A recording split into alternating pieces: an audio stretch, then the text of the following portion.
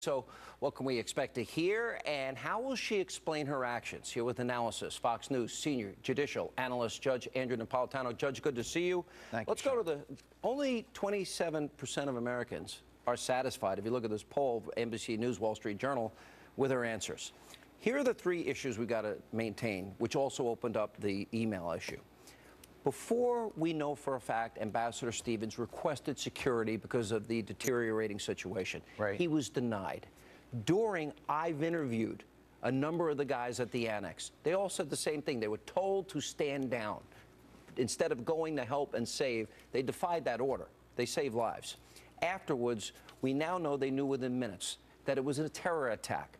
But they went on with this narrative about a YouTube video, right, and this being a spontaneous demonstration. What are you looking for in the hearings?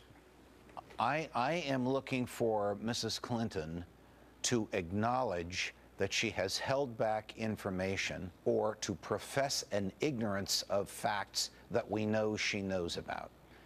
I am looking for her to say things which will help the FBI put together the puzzle of whether or not she committed espionage by failing to protect and preserve national security secrets, destruction of government property by attempting to destroy emails, obstruction of justice by attempting to destroy emails, and perjury by swearing under oath that she submitted all of the emails that she had, and we know she didn't. Let's work our way up to that point in just a second. Before security denied, during security withheld, after a lie told. All right, on all of those issues, right, okay, she didn't tell the truth.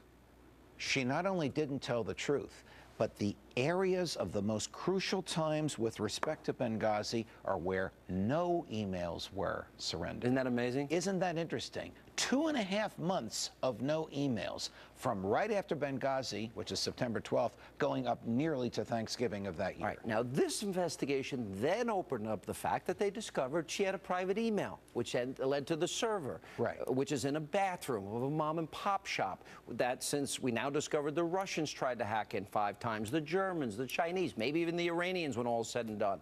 My sources are telling me the FBI is likely going to get the 33,000 deleted emails legally. If it's not about yoga, a wedding, a funeral, and conversations with Bill, who doesn't email, this is what she said they were about. Right. And she went email by email and destroyed them, and they're about Benghazi, or they're about the Clinton Foundation, or they have classified information on them. That means she is in real legal jeopardy and a potential criminal trial. Absolutely. There is nothing that will frustrate the FBI more than obstruction of justice, particularly by a lawyer, particularly by a high-ranking lawyer in the government who knows what the law is and who has been briefed on what she can do and what she can't do. I told you they're looking for perjury and they're looking for espionage and they're looking for destruction of property. But the thing that will goad them the most is obstruction of justice, frustrating their job by attempting to destroy evidence, which we now believe her attempts were unsuccessful. My sources tell me, and every IT expert tells me, that as she deleted the email, she really believed they were deleted. As she wiped the server clean, they never thought computer forensics would allow them to ever find them again. If they find them, and we find that, in fact, she did have classified information there. I have a list of 15 statutes, actually 16 now, that Rudy Giuliani thinks that ought to be investigated. That's up on the screen as we talk. Many of the things you talked about, the Espionage Act, USC 793, for example, but also obstruction of justice, attempted conspiracy. If they find emails, what are the odds they're going to find this? Oh, well, Sean, I think they've already found emails like Ambassador Stevens' itinerary as he's traveling around Libya. How could she say that's not top secret? The name of a CIA officer operating under deep cover.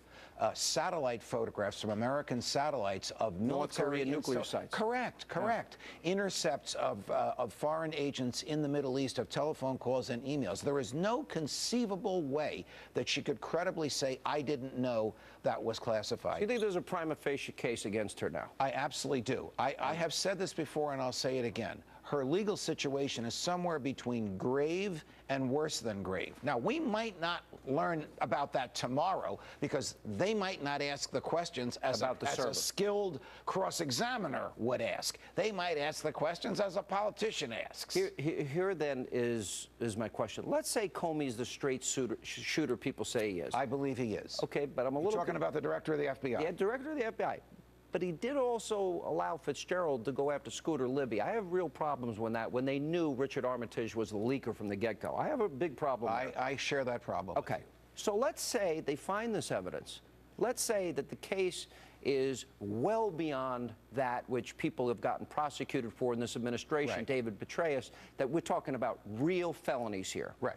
Let's say Loretta Lynch doesn't want to bring forward a grand jury or indict. You will see either the threat to resign or real resignation from the most senior members of the FBI. You believe that? I do. I also believe that you'll see this stuff leaked. And in other words, the case will be brought to the American public. Correct. And the American public will know there's a double standard. And the case will be so damning, the political effect will be the same as if they had sought and obtained an indictment. Wow. Wow. Powerful indictment by you. Thank you. You're welcome. All right, coming up next tonight.